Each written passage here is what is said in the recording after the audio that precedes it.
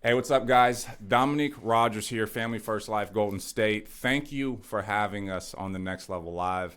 I'm excited every single week to hop on here and watch and learn. I always take notes. If I ain't taking notes, I'm trying to remember it and I got to go back and watch it again. And I've heard that you don't really pick stuff up until probably like the third or fourth time that you listen or watch it. So hopefully we give you something to want to watch again. That's the goal. I'm very excited about where the company is at, where we're going. And I mean, as a whole, Family First Life. And I'm excited at Golden State just to be a part of it. I want to take the next 30, 40 minutes or so to go over some of our processes that we're having, that we're seeing success with here in our Carlsbad office. I have Emma Boyd on. She's our recruiter. I got Jasmine Rogers on. She handles contracting. She's like the five-tool player. If you guys know what a five-tool player is, if you don't know, all right, I'm gonna explain to you what it is. Like in baseball, like I thought I was a five-tool player like in Vacaville, but then when I got to Raleigh, I was like, oh, I could just hit because they were faster. Like, so five tools means you could run, hit, throw, you're aggressive, you got a good mind state, you got all that. So like that's what she is over here. So she's gonna share some of what she's seen coming from like crazy corporate world to like not so corporate, working with her brother. It's kind of different. And I've never had a job. So like this is like all I've ever done. And she's had a job since she was like 8. So I was like, I had a joint bank account with my mom.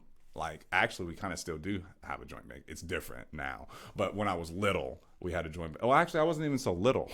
I was like 23, and I had the same bank account, and I was worried about, like, overdrafting my account at Taco Bell with my mom.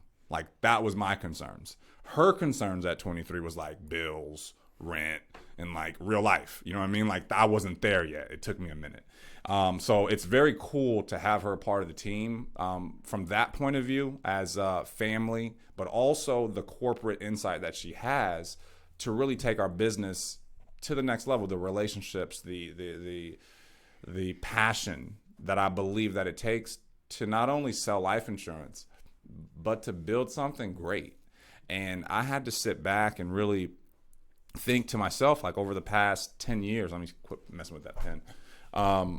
Over the past, 9 years in the industry, things that I've had to change. And it's one thing to sell insurance, but it's another thing to teach other people why selling insurance how will it impact them? How will it affect them? How can your staff attach to your vision and your goals? My grandma asked me about 2 years ago. She goes, "What's your vision?"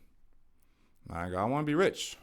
She goes, "Yeah, that's cool, but like, how are you gonna do it? Like, what does it look like?" And I I didn't even know what it looked like.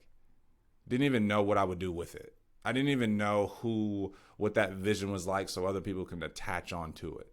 So that day, she planted a seed for me to really start thinking, like, what am I doing this for? Who do I want to be doing this with? And why should anybody care? And that last part, I believe, is very important because if nobody cares, who cares if you care? Like, it doesn't matter. Like, I'd be like, well, I want to, like, does your teammates know that, like, you want to like, that you want to give back and that you want to build this for your family, that you want to leave? Do they know that? Or do they just know that, like, you work hard and you're Iron Man and nothing ever happens? And that's kind of the persona that I would give off to staff, to agents, to all. Like, it's no big deal. Nothing, even though there really isn't much of a big deal, being like, unless you had cancer and you're about to die. And I feel like I got the right to say that because I've had cancer. And like, but I also know that like during that time, it was harder for the people around me than it was for me. And that's what I realized. I was like, because they don't know what's going on. And so I think when you're here, you're surrounded by men and women who are going through what you want, what it is you're going through. You just got to open yourself up to want to follow and allow yourself to be transparent and make mistakes. And that's another thing with staff and bringing people on. I think we all look for who we think is going to be the best. Like, They have to have experience in this, that, or the other. And then I look at Sean Mike's office and his staff, and I'm like, Mike Sizer went to tech school. Precious went to UConn, and then got an insurance license. Sasha got an insurance license. Corinne just got it. I didn't know what she was doing before. It wasn't like I was in insurance for like 13 years and I was looking for a recruiter that was very good at I'm just looking for people who looks like Sean was just looking for people who had desire and want to attach to his vision. When I started, I attached to his vision. I didn't have one, but I saw his and I was like, I could fit inside of that. I'm with that. I like where he's going. And that's what I see in his staff. You're like, well, why are they so? Because they know where they're going. They know that they're a part of something. And I didn't have that for a long time. So how do you explain that? How do you get that? How do you I guess hire because you'll hire and get rid of folks like in 2 days or sometimes half a day. Okay. But what am I looking for is somebody who cares. And how do you get folks to care? You have to let them know what they should care about. Okay. And I think we're so locked in. When I was first hiring staff, it was all about how many are they hiring? Did this email go out on time? Did this not hey, were you on the call last night? Yeah, I was actually, heard it and I had a question about this. And yeah, I saw on Polo that this person said this and I was like, wow, you don't really have to force people to do much. You just have to explain to them how important things are and see if they find it important to themselves and in the business that they're a part of. Versus saying, hey, you got to do this. There is examples, there's Emma, and I'll have her get on here and share, and Jazz, that we share a lot on Marco Polo. It's an app. You share videos, and my thing was, well, let's start speaking the same language. How do we do that? We put ourselves out there. So I say every day, this is how the day is. This is what we did. This is how do you articulate a good day? How do you articulate a bad day, quote unquote? How do you articulate a day that started off not so good and ended up great? How do you do that without practicing? How do you teach people how to speak if they don't and I feel that these platforms have really helped us in every single way to make us better communicators. And it's not hey, this is how great I am. This is just what I'm doing and what I learned today, but they got to want to do it. So it'll be a Saturday and Jasmine is at Trader Joe's and the next thing you know, it's boop, boop. But I'm like, it's noon on a Saturday. She goes, hey guys, I was just thinking of this and kind of how the week went and I wanted to change this and how we probably should. And I'm like, nobody told her to do that. John Wetmore gets on there and challenges, goes, hey, I think if we get on there and record some of your interviews, speaking to the managers, by the way. Emma, who's been with us all of 6 days. I'm joking, but it's been 6 weeks, okay? But has been 2 months. I'm 2 months. So she's an expert, okay? And everybody thinks she's an expert. And I'm like, no, dude, she just works and cares. I don't really know. There's no magic potion to it. But when she gets on there on a Sunday to just say, oh, hey guys, I was catching up on polos and I saw this and good job over here and let's have a great week. Let's finish it strong. I know she's doing it because she wants to do it, not because be clear, Dominique isn't going to be upset if Emma doesn't do a polo on a Sunday at 4 p.m. It's okay. But it's also incredible when you work with people who care. You see Sean's staff, they put work in on the weekends for us. They make sure if something's wrong, they fix it. They're on, they go above and beyond. And why? because they know where they're going and they know what they can get out of it. And that's one thing. Always have relationships that you can get something out of. If they're not helping you and you ain't helping them, get out. You'd be like, I like them. Get out. It's like, Emma, you're a great person, right? But if you'd have to leave. And you'd be like, how would you? Yeah, like my sister, if she didn't perform, you'd be like, you're not going to be her brother anymore. I think that's impossible. I don't think we could do that. Does that make sense? But she won't be in here. So I kind of wanted to have you guys talk about what it is that and I'll start with you, Jazz. Okay. You came from a corporate background, did, one thing for a very long time and did other things with that just because you just had passion. You just work. And what was it that led you to getting to seeing this? Because I think 5 years ago, Sean was like, dude, your sister would be really good at this. You should have your sister work with you. And I was like, hey, you want to work with me? She was like, how much you gonna pay me? I was like, X. She was like, X. I was like, oh, that's not enough. You know what I mean? I was like, oh, okay, well, I gotta work on that. And that's another thing, you guys. You've got to pay your people. Pay them. You're like, well, they've never done it before. They gotta earn it. Dude, really, we call resumes and it's not that deep. It's really not. But when you care, you get rewarded and you get paid. So Jazz, I'm gonna turn it over to you and just kind of give us what it looked like for you coming on. What was your trepidation and what does it look like now today? Thank you, Dominique. I would say that I was very hesitant and excited to come on. I've never worked for anything independent or a 1099 mostly filled position. I've been corporate my whole life. So I think I was very hesitant to come on because I'm so used to the structure.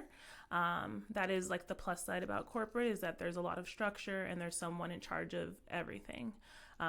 Even today with our podcast equipment, we had some hiccups. There would have been someone in charge of the podcast equipment and they would have been the specialist, that kind of thing. But for me, it was also exciting because the whole time that you work with corporate, every corporation has a mission statement or they have some kind of culture that they're trying to build. And either it's really great in home office or it's really great in the stores, but there's always a hard time connecting it as one unit. And I think the biggest change that I see coming onto Family First Life is that the culture is everyone. I think just talking to friends and family when I came on board, I have never felt so much gratitude from just doing what I've considered my job, and really making sure that people were edifying and uplifting others was a major thing as well. So although usually in a corporate world, you'll have your DM or your RVP or whoever's in charge of you, they're pointing you out, that kind of thing. But it's very rare for your teammate to come on and say, hey, Jasmine, you guys had a really fantastic month last month, and then try to dig into the actions or activity that went into that. So I think that's the biggest difference for me coming on board, is that we're a team, we have culture, and we are committed to uplifting and edifying everyone to get to the same position. Nothing's a secret or hidden or held back because you don't want to see someone else succeed. And you guys really understand that everybody can win. And I think that's a major thing, is that people talk about everybody winning and how there's enough for everyone. But here you really see everybody winning if they have the desire and they have the correct activity to do so. So when you say correct activity, what have you seen? How do you know what correct activity is? You've been with us 5 months. Is that fair? You started May? Yeah, kind of May, maybe June. Maybe June. Okay. People think that you've been working here forever. It's just the craziest thing ever. So what is that activity looking like from your point of view? I know we're talking about selling insurance. We can go out there and sell life insurance, but you're coming into a staff. What's your activity looking like? What's that given a crap look like? What does that look like, and why? Why do you do those things? Honestly, Dominique, it's just innate for me. I don't know how to go to a job and not care. I was at my previous job for 14 years, and no matter how great or bad I was treated, what was even was that I always had the same mentality of winning, doing great, being successful. We used to have these things with visits where people come from corporate and different branches of the business, and people would be really nervous. And I would say, well, we always do the right thing, so we don't have anything to be nervous about. Yeah, we can perfect and make things look pretty and everything like that, but if you run your business like that all the time, then you don't have anything to worry about. So I feel like I brought that same mentality when I came on with Family First Life, because I'm in competition with myself and being the best. It was laid out to me what the expectation was, but expectation for me is the minimum, and how can I be better and do the maximum. So a lot of that was coaching from you, just letting me know like, hey, this is where you're going to get this exposure. This is how you're going to know who the players are and everything. And I have to admit, at first I was like, okay, like this is a lot. Like, I wanted to turn my phone off, like, okay, it's 4:30, I'm out, like I'm done, that kind of thing. And I remember catching myself one time when you text me on the weekend, and I was going to say, well, can you just text my regular phone? And I checked myself, because it's like, if I had an assistant or someone that was working for me, there are no business hours or this or that, especially to answer something as simple as a text. So I do everything that I can. I try to be on most, if not all, the calls that we have throughout the week as an agent. I am stalking everybody on Marco Polo. I am on Facebook. I am in their WhatsApp groups, looking at pictures and different accolades. I'm really getting to know, I feel like I know a lot of the agents, and I've never met any of them for the most part. And it's just because I'm trying to indulge any kind of activity that they put out. I'm trying to make sure I soak it in, and then I try to highlight it, or I do highlight it anytime that we're putting out about submit, issue paid, or just someone doing a great job, being a great mentor or coach. I really try to highlight that as well. So this is a 24-hour job, and not in the way that you would think like, oh, I'm working, but in a way where it's like, this knowledge is going to help me grow, and knowing what the mission statement is, knowing what the culture is, it just comes naturally. Like I put it on Polo every morning when I'm doing my makeup. I watch Polo. I'm sure that's the time for people to watch the news or their favorite podcast, or just be in silence. I wake up an extra hour early in the morning to have my silence, because I know I'm going to go into work mode at 5 o'clock in the morning. See, those, you can't teach those types of things, but without vision, those types of people don't fall into your business. It's like almost like my grandma knew. You know what I mean? It's weird. She knows everything, though. She's psychic. And if she pray on it, it's going to happen, just so you know. So if you ever need a prayer answered, and you guys are like, are you preaching that? I'm not. You'd be like, if you know, no. I do believe. So, but that's awesome stuff. And you've really ratcheted up for me as well. Was there any doubt, I don't know, not about your performance, was there any doubt on your end about my performance, what that would be moving forward for your career? Yeah, I definitely think at the beginning you didn't know how to define my role, and even now today my role's not defined. And I remember asking you, do you want me just to come in a couple hours a week and do this? Because it seemed like I wasn't doing anything. But come to find out, you were just easing me into all the chaos and everything that we have going on. He got me in nice. He got me suckered in. And then once we hit the ground rolling, but that's how I'm used to working. I'm used to working with a lot of people. I'm used to delegating. I'm used to being in charge of things, keeping a calendar, all those kinds of things. So for this, it was a smooth transition. But I do think maybe like the first month or two, we didn't know what your vision was. It wasn't clear, or maybe it wasn't clear for you on what your vision was. But I do remember us having a meeting and really like laying it out, and talking about like what the possibilities could be, not only for you, but for us. Mm-hmm. And I think that's what the difference in this type of leadership is that we're thinking about the group. We're not just thinking about the person at the top.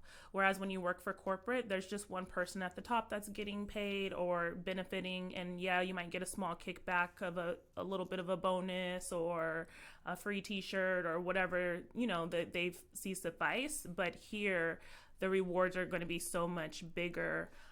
and we'll all be on the same page. And it's really weird because we're always working for a goal for the upper person. So even my team before was working for me to meet a goal for me to bonus. And did I want them to bonus? Yeah, but that wasn't how it was set up. So it was like I had to get their buy-in because I needed them, or else I couldn't bonus if they didn't do their job. It's buy-in. That's the last thing you just said, and that really gets me over to the recruiting side of this deal. I think on both ends, I think when you find somebody who cares, they can do whatever they can do this whole thing. Now, one person can't do it all. Okay. Now, on the recruiting end, Jazz does some interviews. Okay, not many. Knows a lot about the business, but contract. And I think there is an interview that goes on through the contracting process, to be honest with you. I think like Emma hires them, does the initial interview, gets them going, gets them over to her, and asks more questions. So I'm going to come back to you, Jazz, but I'm going to get Emma on here in a second. And what you've been doing over the past 2 months, okay, you don't know no better, so you're just kind of like, it's just what's happening, right? But I've been doing this for a minute, and there's weeks that me personally, I didn't hire as many people as you hire. And it's purely an activity and belief and knowing where you're going type of thing, and the systems that we've been gracefully enough to be helped set up with John Wetmore and understanding things like that. And Sean Mike has taught us a lot, like that anybody can do this. So Emma, you what were you doing before this? So previously, I was working at Chase Bank, so I came from a corporation as well, while I was going to school for my bachelor's in human services. So coming into this, I had freshly graduated college. I was looking for a foot in the door. I was applying for everything and anything under the sun practically. Jasmine called me one day, and she spoke about the recruiting position, and I was honestly applying for a lot of human resources positions. So I said, yeah, recruiting sounds great, but I haven't really gave much thought as to why I would honestly want to be a recruiter. From that point, obviously, I did start to think about it, since I did have to meet with Dom after that and come into the office. At that point, I had met with Dom, and I was thinking to myself, yeah, I had watched the Sean Mike video, and the insurance industry did seem very lucrative, as he said, and a lot of opportunities for individuals who had no previous background, which I really liked. But coming into this, I didn't think that I would be as engaged into a community as I have been. I was looking for a 9 to 5, Monday through Friday gig, that would suffice my college requirements. And coming into this, it's been so much more than that. I walked into the office day one, and Dom said, I'm trying to build a business. Are you with me? And from there, it just opened my eyes, coming from a corporation such as Chase that's been around for a really long time, and it's so built. And I just came into the corporation as another number. Here, it's me, Jasmine, and Dom. We're one team. And yes, there's a multitude of agents across the U.S., but I see us and how it impacts directly our team, and I love being here. It makes me want to work hard, seeing Dom's vision and going in day one and seeing how hard he works, how hard Jasmine works. It just really inspired me to be a hard worker. I hopped on Marco Polo, I think, day one, and I was like, this is kind of weird. I don't really know what to say, and I feel kind of odd just watching myself be on video. And really, what could I be telling people day one, my experience of how I could help them? And slowly but surely, I saw, it wasn't just for me to inform people, but it was really just to show them as to what I was doing and keep everyone engaged into this culture of a family and a team. And slowly but surely, people started reaching out to me. They were commenting back on my polos, and I just felt more and more engaged as a person and want to keep educating myself. There's so much to know in the insurance field, and I still don't know everything that there is to know. But Neither do I. yeah, I don't think we ever will. And I really like the fact that there's this updating knowledge all the time. I mean, there's never enough homework that you could possibly do. So that's a little bit of where I came from, and I'm really enjoying this. Okay, I have a question for you. What does and I want to get into like your interview, like what does it sound like? What we'll role play a little bit, but when you said I'm going into this thing, I'm looking for a 9-to-5 job. On the weekends, I'm out. After work, I'll see you in the morning. Does that make sense? Like, and there's nothing wrong with that. It just can't be here. Does that mean? And I think during our interview, I was very upfront with you with that. And I think in the past, you guys, I was not. Like, I would hire like as if it was a job, and then they'd be like, "What is this?" And I'm like, "Yeah, I'm a 1099 train wreck. You want to come on the train? We may wreck again, but we'll make some money on the way, and you'll get compensated handsomely." What did the people around you say? Like, was there different things that they said that like, why are you so bought in? What are you doing? Does it matter? Like, do you get paid for that? Like, did you hear any of that? What was your responses? What is that? I'm interested. Yeah, so actually, when I had started here, we had another recruiter here, and I had sat down, I think day one, and she said, if I were you, I think I would silent all the group chats and the Marco Polos. And I was like, I don't think I'm going to do that, but I'll keep that in mind. So from there, I had seen, obviously we text a lot in the group chat, and there's Marco Polos constantly going off. And I want to be engaged. It's not something that I'm like, another text. I'm like, oh, what is it? And from there, I honestly find myself when I'm out. I was at dinner last night with my mom, and I was watching Marco Polos, and she's like, why are you continuously watching those? Like, can't you do that when you get home? And I'm like, I want to know what's going on right now. Like, something was just posted. So for me, yes, people ask all the time, like, oh, you're on the phone again or whatnot. And for me, I just genuinely love our team, and I love our vision, and I know to continue our vision, we're not at the top, so we have to continue working towards the top, because there's no other way that we're going to get there besides doing what we're doing. That's there's a lot of parallels that I'm seeing on both ends of this thing, recruiting, sales. Like, I remember when I first started selling, my mom was like, why are you working so much? Do they pay for that? Like, you doing this, and how much are those leads? And and I was like, all right, we can't talk. Seriously, I just couldn't talk to her. And then she came to an event of like me getting a ton of awards for selling life insurance. And then she goes, oh, I want to do that too.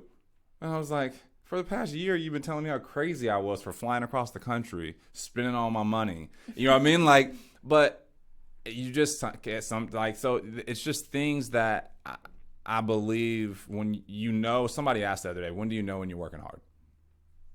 It's a fair question, right? And I was like, let me think. Like, I know when I ain't working hard. It's like when my wife don't say nothing to me about working hard. It's like, you know what I mean? Like, I know, like, when she never says anything, like if she's not going, why are you on the phone so much? If she's not saying, hey, we're going to go to dinner tonight. And like, I just want to make sure that like, if she's not doing that, that means I'm not working hard. If I'm working really hard, she gives me updates of like, hey, be clear, like, you're going to drop Cam off. And I'd appreciate it if like you weren't on the phone when you were dropping him off, so that like you actually know that he got into school. And I was like, appreciate you. I'm killing it though, right? Aren't we killing it? Does that make sense? She says, yeah, I love, but hey, just make sure that you drop him off and you actually get in school. And I'm, you know what I mean? So it's like when you start hearing stuff like that, that's when you know. And if you're not hearing that stuff, you're chilling. And it's okay to chill. But we are a small business. Like, as she said, she worked at like a bank. like everything's laid out. Like, you just, like, this ain't it. You can hide. You can hide. I'm not saying, like, hide. I'm just saying, like, here you can't hide. Here you're exposed every single day. And Marco Polo allows you that if you wanted to hide one day, you're like, oh, God, then you get on. And then after you, when you do something you don't want to do, after you do it, you always feel better. Always. You'd be like, I don't like doing the video. Yeah, do the video, then after it. I bet you'll love it. Like, we're doing this thing right now. I'm like, after it, you guys are going to feel so much better. Just know that. Because the person who's doing the training, who's doing the talking, always gets the most out of it. Always. Your growth is a direct correlation with your... I can see it on Polo. I watch them, and every day it gets better. Like, Sean's really good at, like, saying a lot in a little bit of time, right? I think using Marco Polo with your agents and staff allows you to see if people can do that. And it allows you to know, are they wasting words? Are they wasting time? The reason you can hire so many is because you don't waste words. Okay, so I want to let's get into the what is this? What is your... I hate when people say this, but what's your spiel? Okay, what do you like? How are you? You're 2 months in. You're talking to licensed, unlicensed. How many did you hire this past week? This past week I did hire 20. So I did hire 12 in class and 8 licensed. All right, so 12 in class, 8 licensed. What did you do the week before? 28. Okay. 17 in class, 11 licensed. 11 licensed. Okay. Walk us through how did you start? Let's walk us through. I do want to get into the script, but I'm interested in how did you start? Like, because people go, how do you train them? Right? Mm-hmm. And I've tried to train, and that don't work. So how did that work? What do we do? So pretty much day one, I came in, I listened to a couple calls that Loanne and our other recruiter, Madison, had gone through. So I sat there and I listened to them, and I watched a Sean Mike video a few times to gain some knowledge, and they said, okay, hop on a call. Go ahead. From there, I pretty much just hopped on, and I didn't even have my wording correctly. I was like... I'm going to interrupt you real quick. Hey, guys, this is a test. Like, before I would go through, like, here's a script, here's what you say, let me give you a ton of knowledge and stuff like that. It was like day one, she sat down. There was another recruiter in there. She's listening to them. And then I go, hey, hop on the phone, start calling some people. Her response was, okay. See, I've done that before, and they go, well, what do I say? Exactly what you just heard them say. Does that make sense? And like, what do I do? You just talk to them like a human being. I think I think when we're starting staff off and teaching a recruiter, I think we overteach versus just see, will they just pick up the phone? Just like an agent, like, well, let's talk about phone script. Dude, if you never pick up the phone, why are we talking about phone script? You made 10 dials. All right, let's just see if Emma has enough gumption to just pick up the phone and do what the guy or girl who's paying her told her to do. Like, that's what I saw. I was like, she just sees that I know I don't know nothing, but he's paying me for being here, so I guess I'm just gonna do it. Like, she didn't battle it. Does that make sense? And like, in that type of stuff there just lets you know, like, that's something that stands out for me when I'm looking to hire or work with somebody. What is your script? Let's do that. I'll be the hire, okay? And okay. You just let's hire me. All right? So ring. Hello? Hi, is this Dominique? Yeah, this is Dom. Who's this? Hi, Dom. This is Emma. I'm giving you a call from Family First Life. I'm calling in regards to your application you submitted for the life insurance agent position. Is this a good time to talk? Yes. Oh, great. How's your day going? It's going pretty good. Okay. And thank you. Are you currently licensed? No. Okay. And what interested you in selling life insurance? Oh, I just heard you can make some good money doing it. Okay. And have you looked into how you obtain your license? Not really. I think it's an online course. It is. And so, are you currently working right now? No. Okay. What were you doing most recently? I was delivering pizzas at Domino's. Okay. And what was your favorite part about that position? Um, Everybody always ordered pizza. It just I always had a job, but then and they let me go, and I don't know why they let me go, but they just kind of let me go. Okay. And why would you say that they let you go? Are you a people person? Um, I don't know. I'm not too much of a people person, but I deal with people. Okay. Well, so for this position, you definitely do need to be able to relate and personalize with our clientele. The biggest aspect is being a people person. So I don't believe that you would be a good fit for this position, but thank you. Well, what do you mean? I just, what do you mean? Why wouldn't I be a good fit? Because part of being a life insurance agent, you need to be able to connect and care about the clientele that you are working with. And if you are saying that you deal with people rather than care for them, that is not going to work with our culture and our company. Got it. All right. So that is and I like that it went that way. I didn't know that's what was going to turn out. But it's like we're more into like not hiring versus hiring. So you're like, she hired 28. I bet you she could have hired 50. And now we're looking at the 28 and the 20 and going, I bet you could have hired 14. And you're like, why are y'all trying to?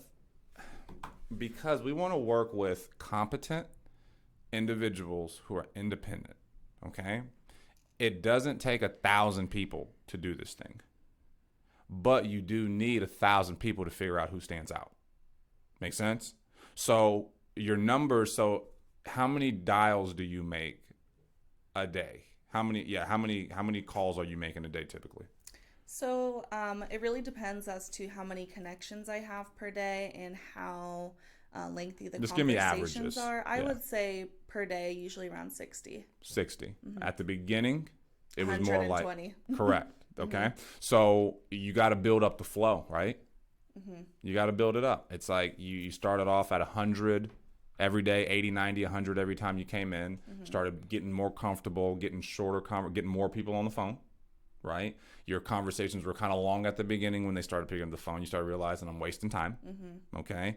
And all of these things, guys, and the reason these changes can happen over 2 months is because we're constantly talking about this stuff. Like constantly. Hey, how long are your calls? Hey, shoot me, like record those. Shoot them over to me. I'll take a listen to them. Hey, let's try to change this. So while she's hiring 20 plus every single week, we're always trying to figure out what to do better. Like, what are we working on now? Right now, our main goal is to get people through contracting. So we're having a lot of individuals say that the licensed agents that I speak to really are lagging with their contracting, and we want them to get this done within a couple days so that we can get them rolling within 6 to 7. So right now what we're doing is I'm hiring the licensed agent. I am passing them off to Jasmine to ask a few follow-up questions. What are you working on?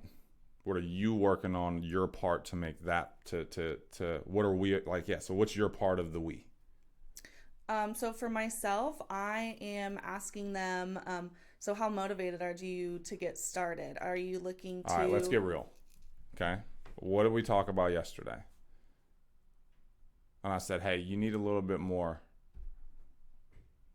inside of you. Oh, so yeah. Like, all right, don't say it. Yes. but like you got to be a little bit more confident and stern with your expectations from them.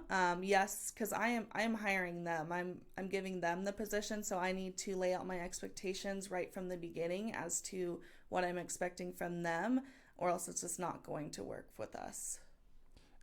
And I think you had a question the other day, like, what are you doing with people who are in states that you can't book your test, right?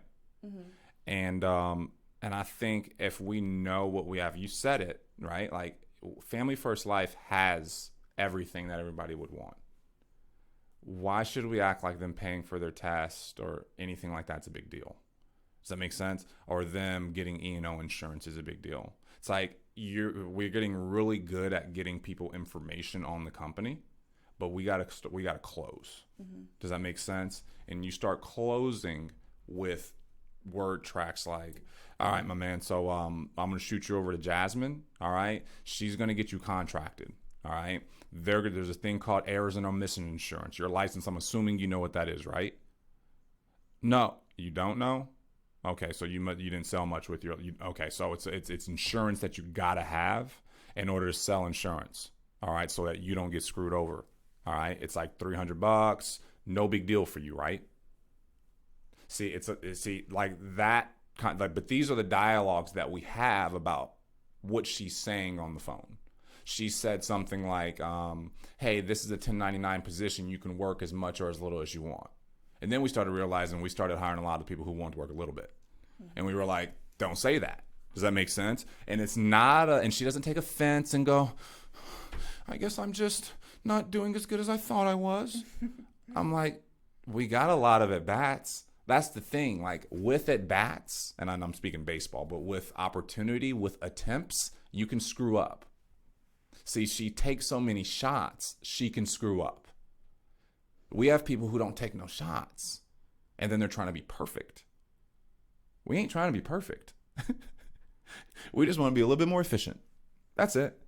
And let's just communicate a little bit better, a little bit more effective. So because you're going to start seeing, Emma, these people that you hired, what they do or don't do.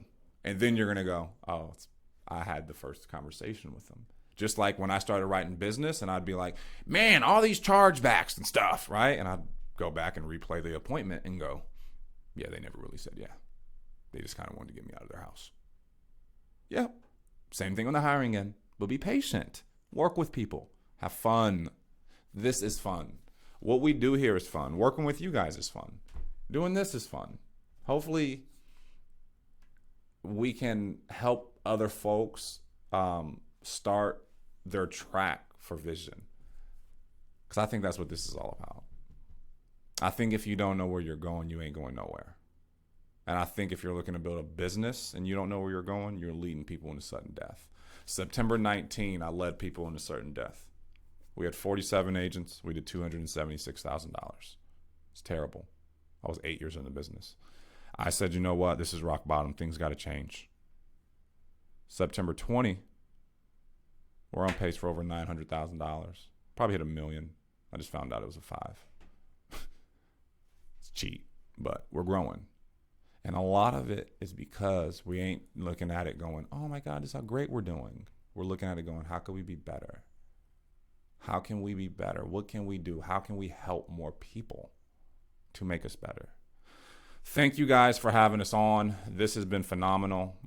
Jazz, if you got anything in closing, I'll let you share if you do. If you don't, all good. Emma, you good? I'm good. Hey, Thank I you. appreciate y'all. Later.